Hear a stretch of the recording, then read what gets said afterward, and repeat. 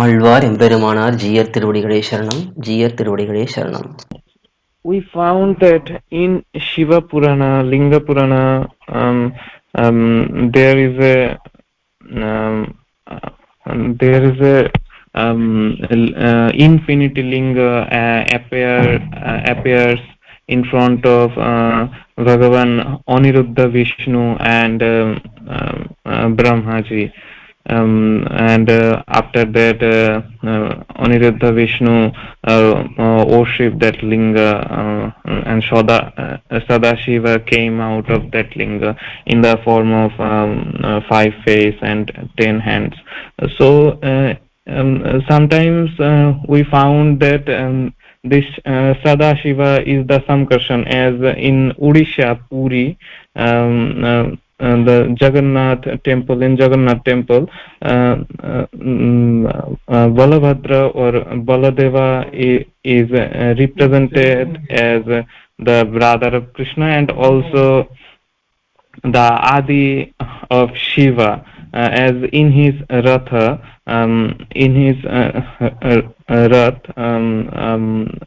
the image of Shiva and Balabhadra are drawn.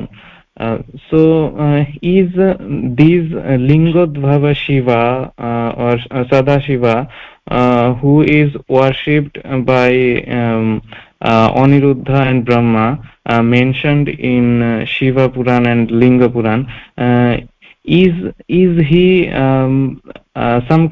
Samkarshana Buhya himself, or is he a Jivatma or anything else? Can you explain the tattva to me, Swami? Okay. See, the concept of Puranas. In the Puranas, there are Satvika Puranas, Rajasika Puranas, and Tamasika Puranas. So in Tamasa Puranas, for example, like in the Linga Purana, there will be glorification of Rudra, Shiva. In Satvika Puranas, there will be glorification of Vishnu. In Rajasa Puranas, there will be glorification of other devatas. This is said by Brahma himself, that when I am in the mood of Satvika, when I am in Sattvagunam, I have composed Satvika Puranas. When I am in Rajogunam, I have composed Rajasa Puranas. And when I am in Tamogunam, I have composed Tamasa Puranas. So Brahma himself says. So for Mumukshus, for SrIvaishnavas, only Satvika Puranas are perceivable. We consider them as to be the prime authority. Other Puranas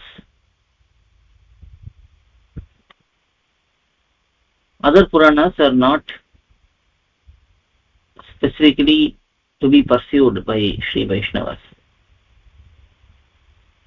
fully. But there may be different shlokas which are in line with Satvika Puranas and found in Rajasa Puranas or Tamasa Puranas.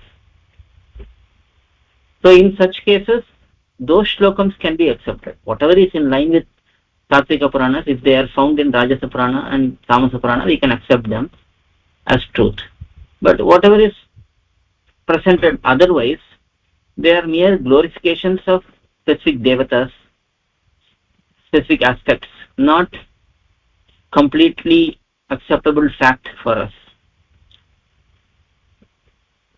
So in this particular case about Sadashiva, Shiva is a Jivatma only, and Shiva is also a post in each Anda. Just like Brahma is there as the head of each Anda, Brahmanda, then his son is Shiva. So in each universe, in each Brahmanda, there will be one Brahma, there will be one Shiva, and so on. And Shiva prays to Vishnu one time, and he requests Vishnu to give two boons. One is that Vishnu should worship Shiva, and second one is Vishnu should come and ask for a boon from Shiva. These are the two boons which are asked by Shiva, and Vishnu accepts, being compassionate, being the Lord of all. He desires to fulfill his devotee, because Shiva is also in one sense a devotee of Vishnu only. He is sometimes glorified as the Jyeshta Vishnu Bhakta and so on. So Vishnu accepts Shiva's request and he gives those two boons, and that is why we see time and again in incarnations Vishnu will worship Rudra, Shiva, and in Krishna Avatara he goes to Kailash and asks for a boon, that he wants to beget a child through Rukmini. Now Vishnu is the grandfather for Rudra, Shiva, because Vishnu is the father for Brahma, Brahma is the father for Shiva, so Vishnu is grandfather. Now grandfather goes to his grandson and praying for progeny. That is very laughable. That is how our Alvars and Acharyas have explained. So these are stories which are meant to glorify certain devatas which are present in many Puranas.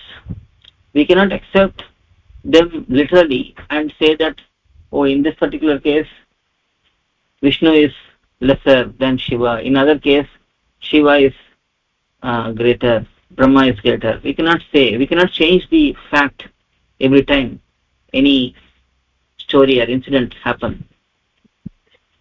Philosophy is Bhagavan is Sriman Narayana. There are so many andas, Brahmandas, universes, and each universe is managed by many devatas who are appointed by Bhagavan himself.